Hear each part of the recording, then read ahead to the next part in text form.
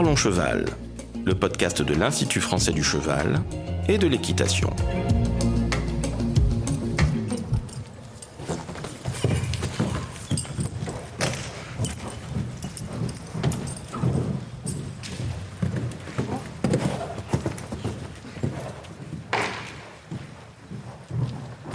Bonjour, je suis Laurent Vigneault de l'Institut français du cheval et de l'équitation et aujourd'hui on vous parle d'un sujet, être un athlète de haut niveau, et pour ça je reçois Lambert Leclésio.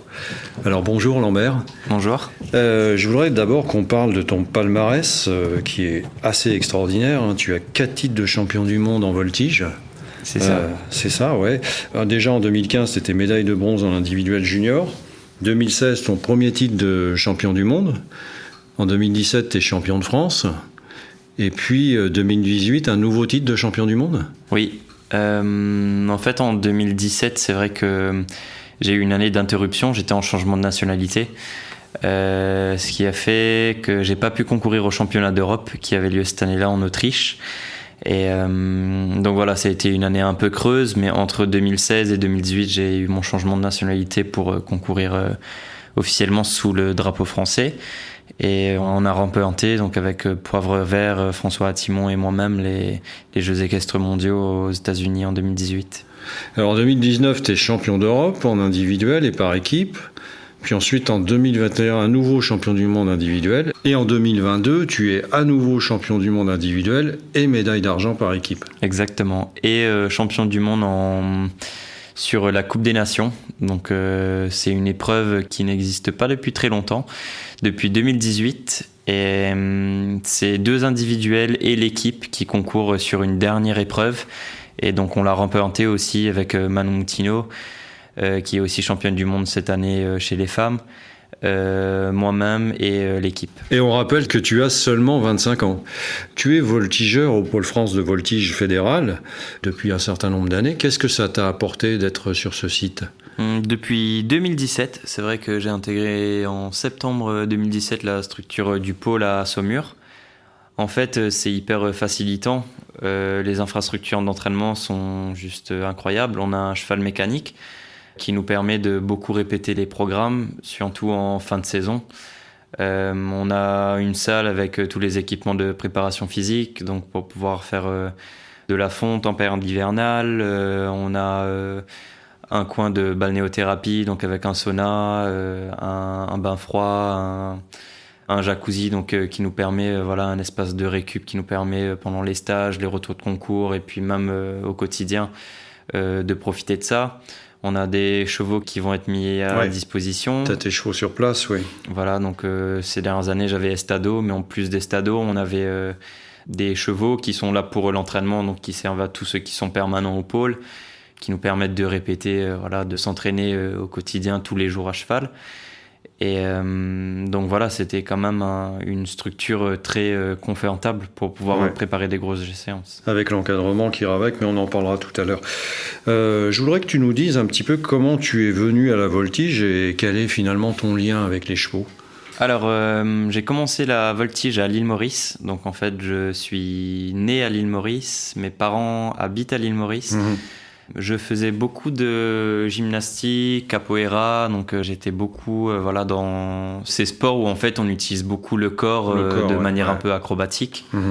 Et je montais aussi à... Tu étais cavalier parallèlement. J'étais cavalier, je montais à cheval. Pas à très haut niveau, j'avais 9-10 ans quand j'ai commencé. Mmh.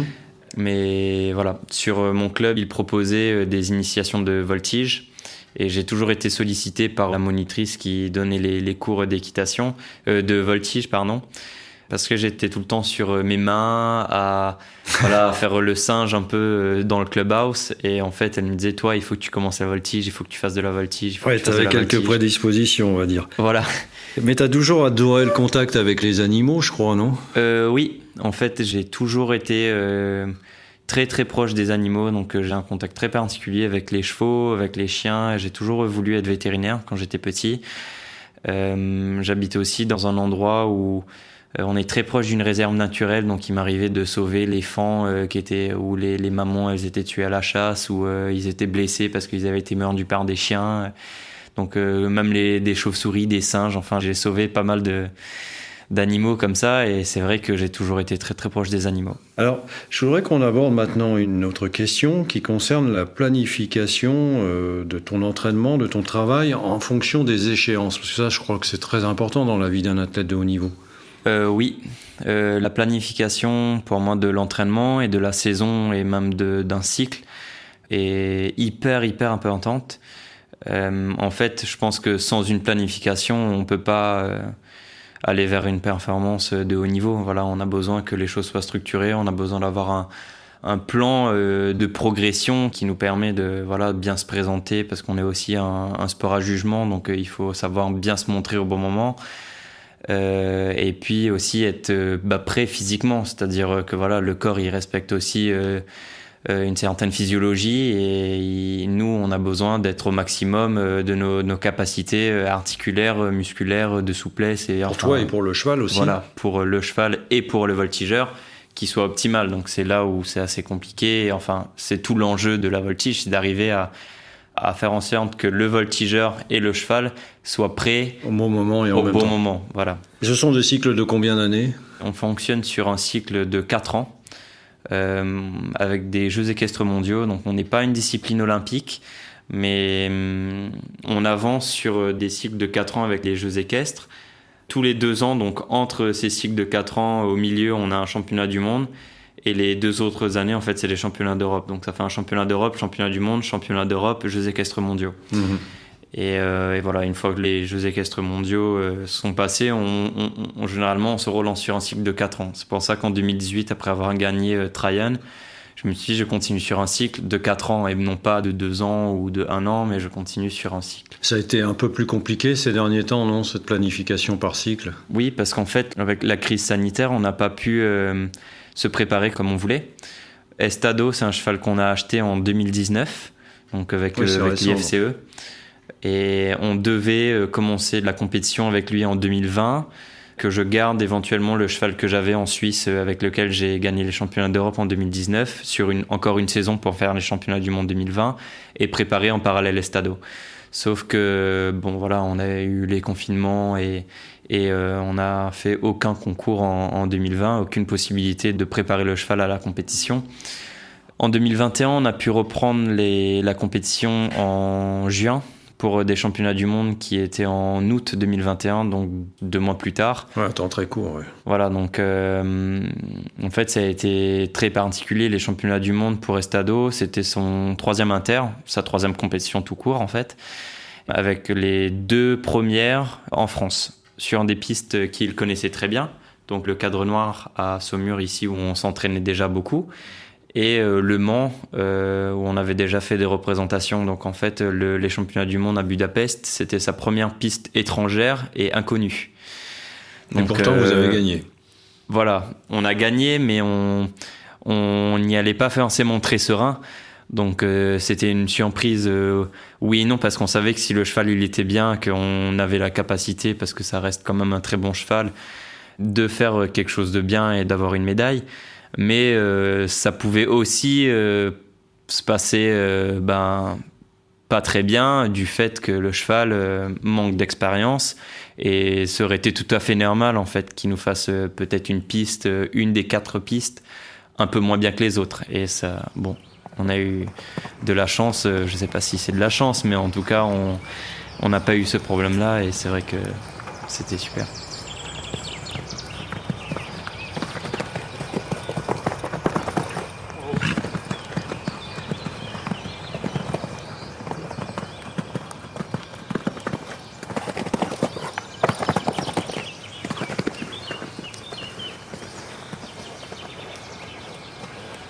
Alors je voudrais qu'on parle maintenant de la préparation de ces grosses échéances.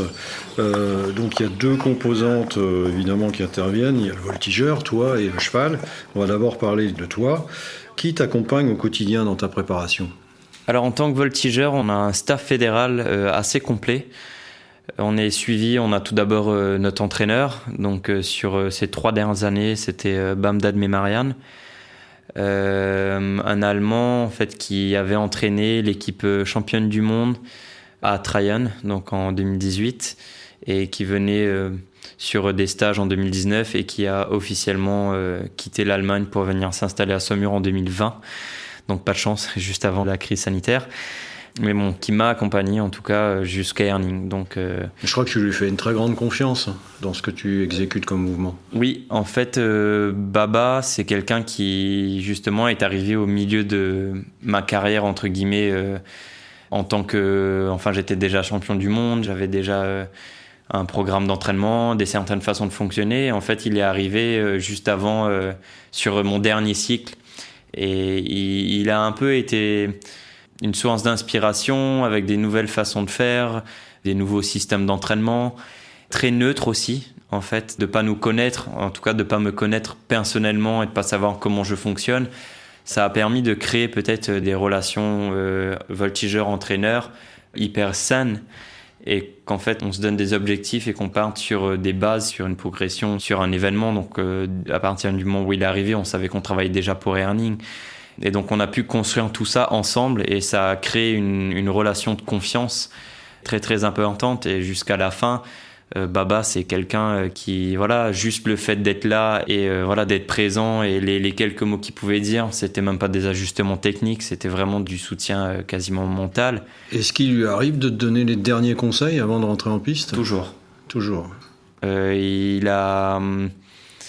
Je pense que c'est aussi le fort d'un entraîneur et c'est là où Baba il a su être très bon, c'est qu'il arrivait et j'ai pas qu'avec moi, avec l'équipe aussi et avec Manon et Quentin, enfin avec l'ensemble du groupe, de donner les bons mots au dernier moment parce qu'en fait on arrive sur des championnats du monde, on s'était tellement entraîné que en fait techniquement et le corps il savait tout faire. Mais il y a cet aspect gestion du stress et mental qui prend vraiment des dimensions énormes sur un championnat sur comme des ça. échéances comme ça. Ouais. Et je me rappellerai toujours de Baba sur les derniers mots qu'il pouvait nous dire, que ce soit très simple avant mes imposés ou peut-être j'étais tellement concentré que je commençais à me fermer un peu dans le visage, etc. Juste de me dire tu rentres, je veux te voir sourire. En fait, clac, ça dans ma tête. Dans la façon dont on s'est entraîné, etc. C'est des mots tout bêtes, mais moi, ça me parlait à ce moment-là. Et puis, ça va être sur des choses techniques, sur ce moment-là. Voilà, comme là, tu l'as fait sur la détente, prends ton temps ici, tu sais faire. Enfin, il savait si j'avais un élément où il sentait que j'étais peut-être un peu moins à l'aise, il allait me dire, écoute, prends-le un peu cool, ne te mets pas dans le rouge sur cette partie-là. Ou s'il sentait que j'étais bien, il me dit, vas-y, lâche-toi, vas-y à fond. Donc c'est aussi ça, c'est de prendre aussi cette responsabilité. Et en fait, nous, on se sent un peu déresponsabilisé de certaines choses et ça nous enlève un poids en se disant, ok, il me connaît, il sait ce que je suis capable de faire, il a vu comment la situation, comment on est là à ce moment-là et je ferai ce qu'il me dit sans avoir à me poser trop de questions. Est-ce qu'il peut t'aider à apporter des éléments novateurs dans tes programmes ? Ça intervient, ça, dans votre entraînement ? La recherche de nouveaux mouvements, des nouveaux programmes, c'est la période hivernale. En fait, c'est quand on revient des championnats, on a une petite pause et après on reprend et on a toute une période jusqu'à décembre où on travaille sur des nouveaux éléments. En fait, c'est de la période un peu de recherche où on va essayer soit de prendre des éléments qu'on a déjà et de les rendre plus originaux, plus complexes et ça va nous emmener des fois sur des nouvelles figures et puis des fois des idées complètement différentes où en fait on va travailler ensemble avec aussi le chorégraphe. Ah oui, j'allais dire, le chorégraphe est associé sans doute à ces recherches. En fait, il intervient beaucoup dans ce processus de création, le chorégraphe, donc Romain Bernard, qui travaille avec l'équipe de France depuis de nombreuses années, avec qui j'ai pu commencer à travailler quand j'ai intégré le Pôle France en 2017. Et effectivement, on a tout un processus de création de programme qui est primordial. En fait, c'est là que tout se joue, entre guillemets, parce qu'on va lancer les grands axes des programmes, quelle atmosphère on veut, quel style de gestuelle on va vouloir. La musique aussi, non ? La musique, toute l'ambiance qui va avec, les tenues aussi. Donc il y a vraiment cet ensemble et ça se réfléchit en hiver et on essaye de stabiliser au maximum pour qu'en fait, à partir de janvier, on ait vraiment quelque chose de fixe et que ce soit de la répétition. Alors tu as parlé aussi de ce stress là au cours de ces grosses échéances qu'on peut comprendre. Tu fais un peu de préparation mentale aussi, je crois. J'ai commencé à vraiment être suivi cette année sur de la prépa mentale avec Anne Lecogna. Qu'on a reçu ici en podcast d'ailleurs. Ouais. Qui a été mise à disposition par l'IFCE. Donc avec qui j'ai eu la chance de travailler cette année parce que je pense que c'est vraiment une chance. de pouvoir travailler avec des gens qui ont autant de compétences, qui ont autant de vécu aussi, parce qu'en fait, elle a travaillé avec énormément d'athlètes, des groupes, des individuels. Et voilà, de pouvoir bénéficier de son expertise et de son expérience, ça a été hyper riche cette année. Oui, par contre, tu ne fais pas de visualisation, je crois. Avec Anne, on n'a pas vraiment fait de la visualisation. On a beaucoup travaillé sur la cohésion de groupe, en fait, de travailler avec le rapport avec Loïc, le cheval et moi, pour qu'on ait un groupe plus soudé et qui travaille mieux ensemble. Et vous avez aussi travaillé, je crois, sur la charge mentale à l'approche d'un événement, et notamment une certaine pression que tu avais sur le dernier, non ? Oui, en fait, on a un système qui a un peu changé entre 2021 et 2022. En 2021, comme dans l'équipe, j'étais celui qui avait le plus d'expérience, ça se reposait beaucoup sur moi en se disant, voilà, on va essayer de faire en sorte à ce que Estado soit juste fiable, mais sans forcément aller chercher des très grosses notes de cheval. Et en 2022, on a avec Anne retravaillé un peu ce système-là, et en fait on a donné à Loïc une place beaucoup plus importante. Il a pris énormément de responsabilités pour être plus au centre du projet et moi me décharger un peu de cette pression. Loïc Devedu, qui est le longeur, écuyer du Cadre Noir. C'est ça. Alors, on y reviendra d'ailleurs tout à l'heure, je crois, à ce point-là. Je voudrais que tu nous détailles la journée type de préparation d'un champion, comme tu peux être, et notamment ta préparation physique qui prend une grande place, je pense, dans une journée. Alors, dans une journée, je dirais que la journée type, généralement, commençait l'entraînement vers 9h, 9h30. On finissait à midi, midi et demi, on allait manger. Donc, le matin, on était surtout en salle. On revenait vers 14h, on se préparait en salle pour aller à cheval juste après. Et puis, quand on revenait du cheval, on faisait de la préparation physique ou des programmes de stretch ou la répétition des programmes. Et donc voilà, on était l'après-midi en salle jusqu'à 18h30, 19h. Et puis moi, j'allais m'occuper de mon cheval. Donc ça faisait des grosses journées où on partait tôt le matin. Enfin, on commençait à 9h et on finissait à 19h, 20h. Je rentrais chez moi à 20h30, 21h, quoi. Alors, tu allais t'occuper de ton cheval. Qu'est-ce que tu faisais ? Tu le sortais un peu ? Tu le promenais ? Alors, Estado, j'ai passé énormément de temps avec lui ces 3 dernières années. C'est vrai que après tous les entraînements, je prenais au moins 20 minutes, 30 minutes pour aller le marcher. Donc que ce soit en hiver ou en été, qu'il fasse jour, qu'il pleuve, qu'il fasse nuit, ou voilà, je le marchais parce que c'est un cheval qui avait besoin de beaucoup sortir. Après, je passais aussi beaucoup de temps avec lui. Le midi, si j'avais le temps, si je mangeais ici, j'allais dans son box, je m'asseyais à sa fenêtre, je passais 20 minutes à juste le gratter, à lui faire des papouilles, etc. Mais oui, je passais beaucoup de temps avec lui.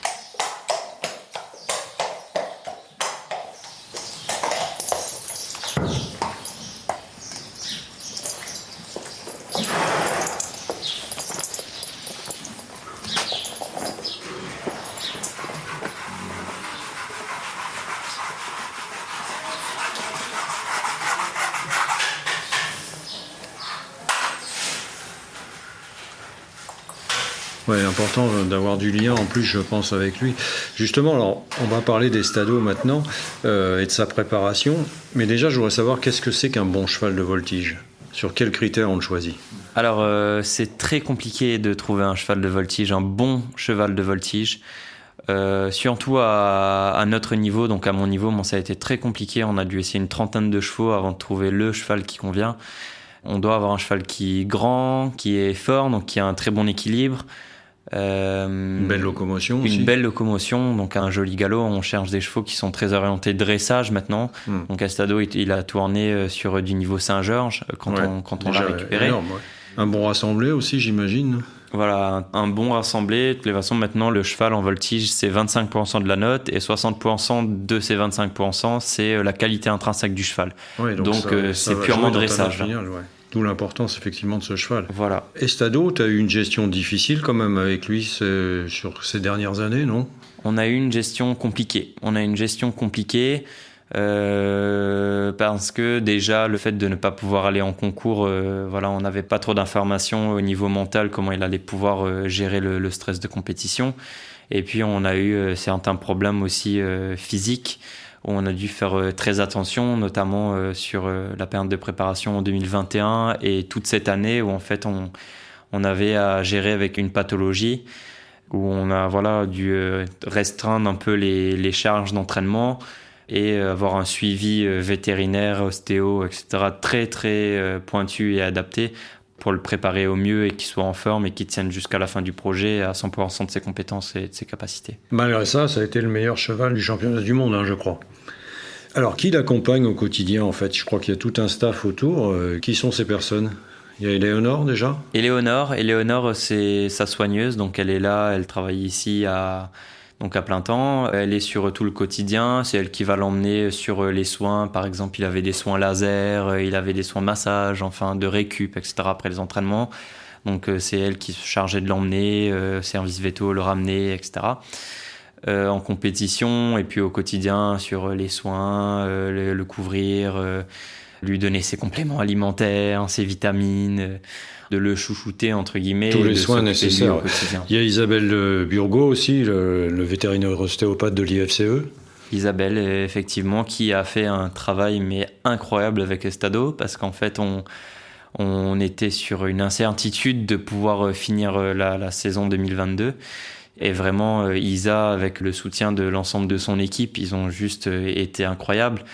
On l'a emmené aussi au CIRAL, le cheval, pour nous donner plus d'informations par rapport aux pathologies qu'il pouvait avoir.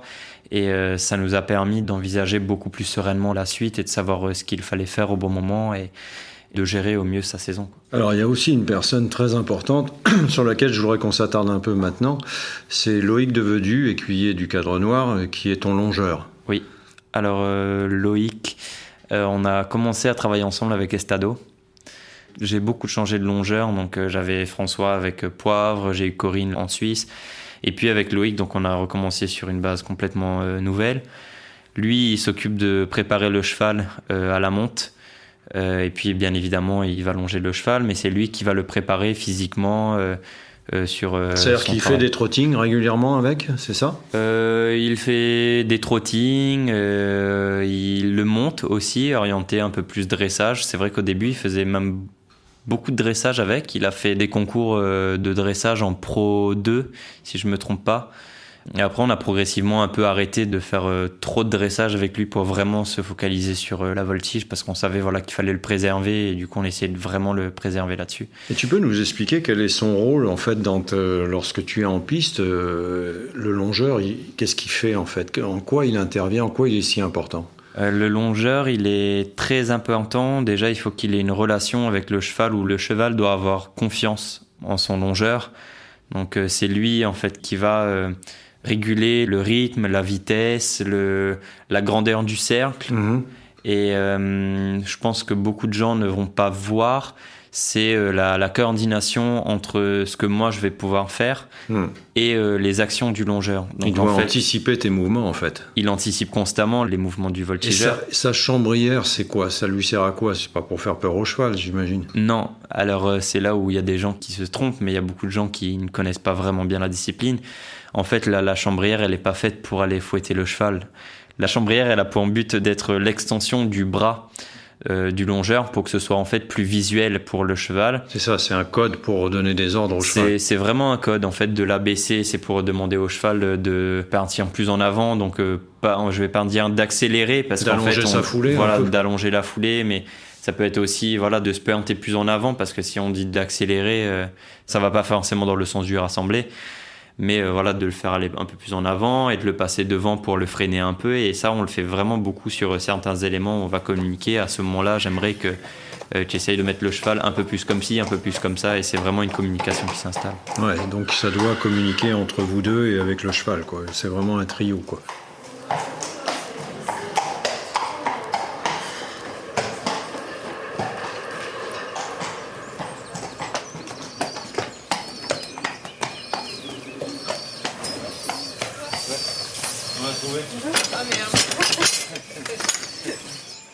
Bonjour Loïc, donc tu es écuyer au Cadre Noir et surtout tu es le longeur de Lambert, de son cheval Estado.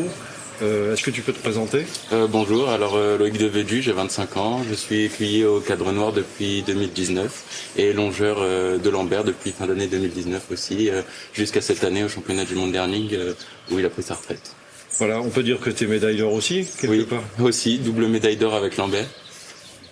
Alors quel est le rôle du longeur ? Alors Lambert nous en a parlé un peu, mais est-ce que tu peux nous expliquer, toi, de ton côté, comment tu ressens ce rôle particulier du longeur ? Le rôle du longeur, il est hyper important, surtout quand on arrive vraiment sur du très haut niveau comme Lambert, où il y a des figures assez dangereuses, assez minutieuses, assez précises. Donc le rôle du longeur, c'est de placer au mieux le cheval pour le voltigeur, c'est-à-dire qu'il soit dans la vitesse parfaite, dans l'équilibre parfait pour soit pas déranger, soit aider le voltigeur dans certaines figures. Tu dois anticiper ces figures, c'est exactement. Alors après, en concours, les programmes sont vraiment calés et travaillés en amont. Donc le but, c'est qu'on connaisse tous les deux le programme, à quel moment il faut réagir, à quel moment il faut que le cheval aille peut-être un peu plus vite, un peu moins vite, soit un peu plus sur un grand cercle, soit un plus petit cercle, pour pouvoir l'aider au mieux. Et quel est ton avis sur le champion Lambert ? Comment tu le perçois, toi, de ton côté ? Alors pour le coup, c'est vraiment un vrai champion. Il est vraiment, c'est quelqu'un de surdoué. Enfin, le cheval, on l'a essayé en 2019. Il a jamais fait de voltige. Tout de suite, ça a été super facile. Il peut faire des figures super complexes. Et il est très rigoureux, je crois. Très rigoureux, oui, c'est sûr. Des fois trop. Comme on disait, un peu psychorigide, un peu super minutieux. Mais bon, c'est ce qui fait aussi que c'est un champion et c'est ce qui fait la différence aussi avec les autres aussi. Et tu peux nous parler des stados que tu connais bien, toi, puisque c'est toi qui le travaille, qui le monte, et comment il est ce cheval ? Alors Estado, c'est un cheval qui avait déjà fait des concours de dressage, qu'on a déjà eu tout dressé. Alors ça a été un avantage parce que ça a été assez facile de le mettre à la voltige dans les enraînements, sur le cercle, etc.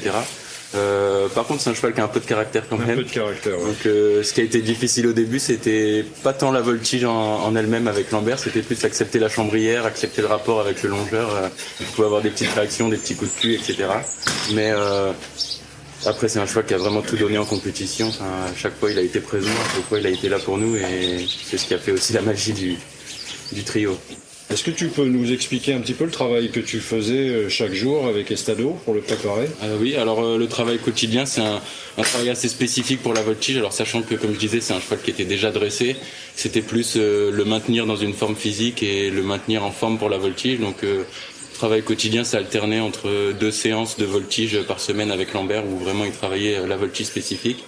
Et le reste du temps, c'était une séance de travail sur le plat ou pour faire de la gymnastique, pour le garder en état musculaire, etc. Et ensuite, le reste du temps, c'était vraiment que de l'extérieur, de la balade, travailler sur les pistes pour garder le moral, parce que c'est quand même super important pour un cheval de compétition d'avoir le moral et d'avoir envie de jouer avec nous quand on lui demande quelque chose. Merci Loïc. De rien. Je voudrais maintenant qu'on aille dans le cœur du sujet, la compétition, parce que c'est quand même très important de savoir comment tu la vis, comment tu l'organises. Je voudrais que tu nous racontes comment se déroule une journée de compétition, mais je crois que c'est vraiment très pointu chez toi. Effectivement. Donc, on a pu me traiter un peu de psychopathe dans l'équipe de France de voltige, si on peut dire ça comme ça. En fait, je me faisais des planifications à la minute près. Donc la veille, je prenais un moment où en fait, je savais exactement l'heure à laquelle j'allais manger, l'heure à laquelle j'allais poser les bandes, l'heure à laquelle j'allais mettre le filet, l'heure à laquelle j'allais faire mon premier temps de galop. Qu'est-ce que j'allais avoir dedans. Un rituel en quelque sorte. C'était vraiment l'installation d'un rituel, mais qui moi me permettait de ne pas penser à la compétition vraiment. En fait, j'étais tellement dans ma routine et puis à suivre mon protocole que j'avais pas le temps d'être envahi par le stress, par ce que j'allais faire, enfin à me dire je passe dans 20 minutes, est-ce qu'il faudrait que je fasse ça maintenant, plus tard. T'avais pas trop le temps de penser à autre chose, quoi. Non, tout était calé. Et dans ce rituel, tu fais rentrer tes partenaires aussi, c'est-à-dire Éléonore et Loïc ? Tous les gens qui sont autour de moi. Tout le monde, ouais. Donc que ce soit Baba à l'entraînement, donc tout le monde, on avait un groupe sur WhatsApp. Et j'envoyais le protocole et puis on en discutait des fois un peu en amont avec Loïc, etc. Est-ce que tu penses qu'on a besoin d'un peu plus de temps demain par rapport à la fatigue du cheval, etc. Donc on agençait quand même au fur et à mesure, dépendant du contexte, etc. Et j'envoyais à tout le monde et chacun avait à la minute près ce qu'il devait faire et voilà, qui devait être où à quel moment, quoi. Il y a quelque chose qui doit être difficile aussi à gérer pour ton cheval, c'est les applaudissements, tout ça qu'on rencontre dans les grosses compétitions. Alors je crois que pour ça, tu te sers un petit peu des matinales du Cadre Noir, non ? Les applaudissements, ça a été compliqué. Ça a été vraiment compliqué avec Estado au début et heureusement justement qu'on avait les matinales parce que c'est ce qui nous a permis de mettre le doigt dessus et d'essayer de trouver des solutions.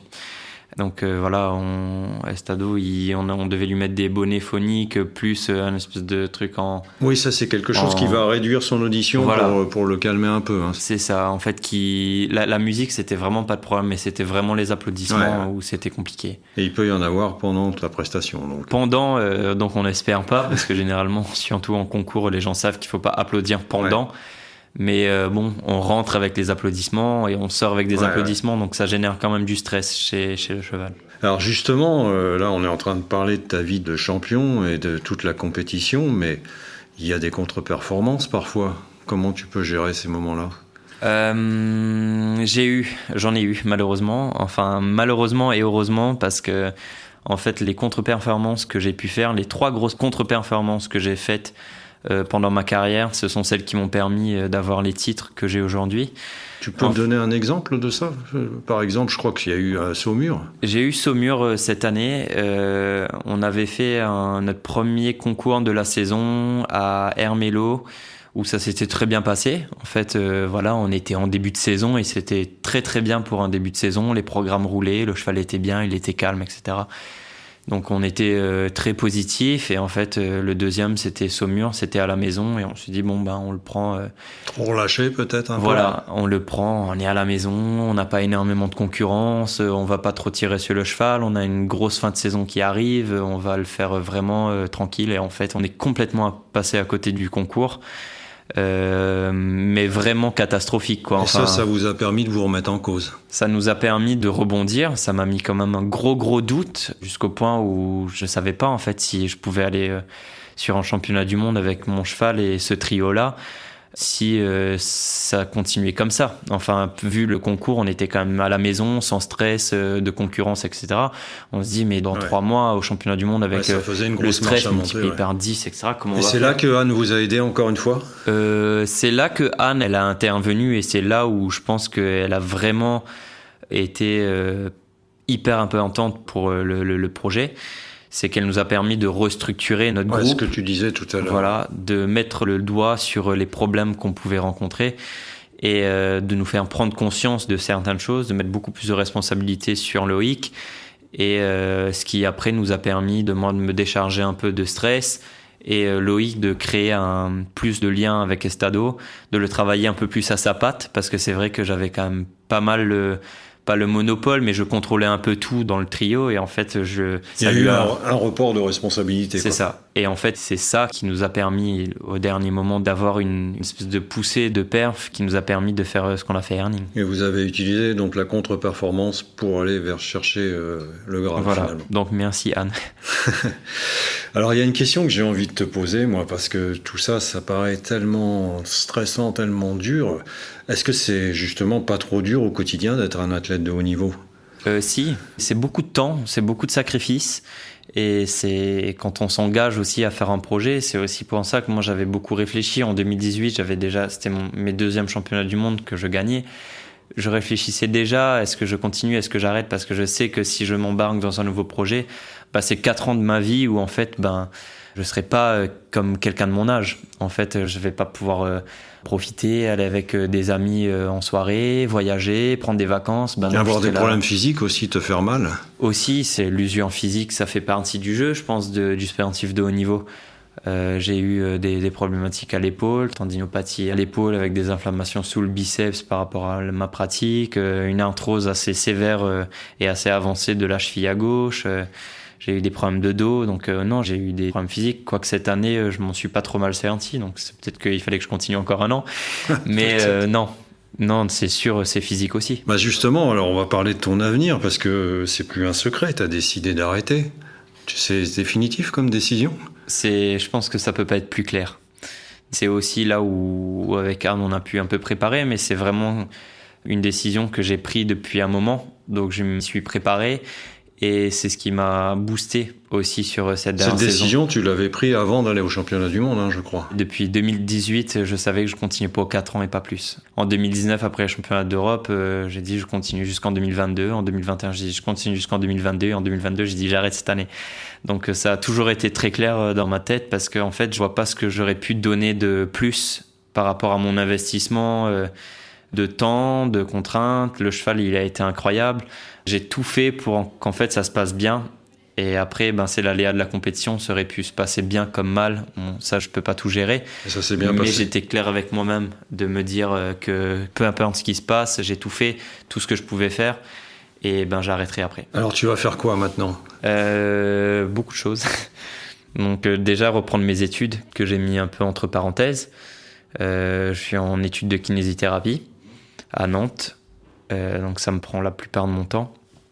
Après, je vais rester aussi dans le milieu de la voltige. Oui, tu vas pas lâcher complètement de ce côté-là. Non, je pense que c'est pas possible. En fait, ça a trop fait partie de ma vie pour pouvoir lâcher du jour au lendemain.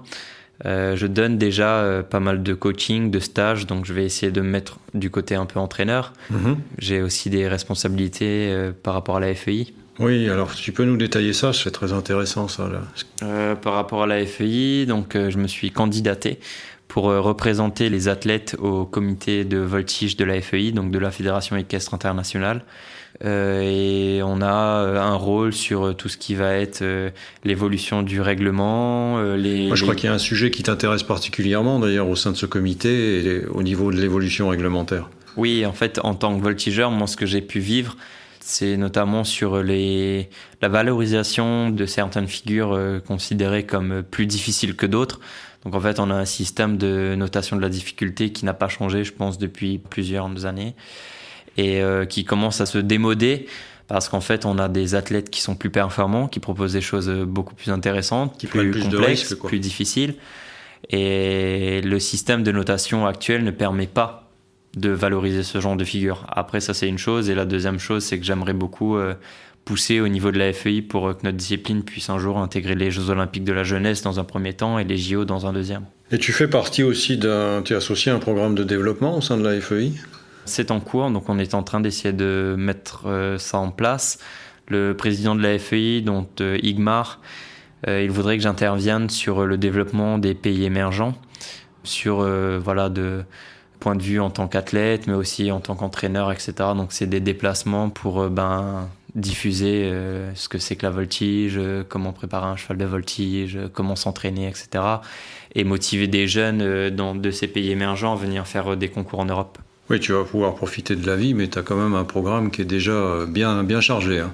Non, c'est vrai. Non, c'est sûr. Le calendrier, ça se remplit vite. Donc, j'ai envie de faire beaucoup de choses. C'est beaucoup de choses que j'ai eu envie de faire pendant longtemps et que j'ai jamais pu faire. Donc, c'est vrai qu'on a envie de tout faire d'un coup, mais bon, c'est compliqué. On a des journées de 24 heures et 365 jours dans l'année et pas plus. Donc, et ton cheval, Estado, qu'est-ce qu'il va devenir ? Alors, Estado, je l'ai récupéré à la retraite. Donc il est retraité comme moi maintenant. On a pris notre retraite ensemble, donc je trouve que c'est quand même une belle fin de projet. Et je suis vraiment ravi de pouvoir le récupérer, de lui assurer une bonne retraite et à ce qu'il puisse être heureux et profiter de la vie aussi. Donc comme moi, c'est des choses où on est forcément avec le sport de haut niveau à passer à côté de énormément de choses. Que les autres jeunes de notre âge sont en train de vivre et que nous, on est dans une salle à s'entraîner tous les jours pendant 6, 7, 8, 9 heures par jour. Donc c'est sûr, on a envie de vivre de nouvelles choses et Estado dans d'autres proportions, mais aussi de pouvoir profiter d'aller tous les jours au pré avec ses copains, de juste aller en balade, etc. et de plus avoir ces contraintes de haut niveau. C'est le meilleur cadeau que je puisse lui faire. Eh ben, on vous le souhaite à tous les deux de profiter de la vie. Merci Lambert. Merci à vous. Si vous souhaitez en savoir plus sur le sujet, rendez-vous dans la description du podcast où vous trouverez des liens utiles vers notre site internet equipedia.ifce.fr. Vous pouvez aussi nous rejoindre sur notre groupe Facebook Equipedia Science et Innovation Équine pour plus de contenu. Pour ne manquer aucun épisode, abonnez-vous, partagez, commentez et n'hésitez pas à laisser 5 étoiles sur Apple Podcasts et Spotify. À très vite pour un nouvel épisode.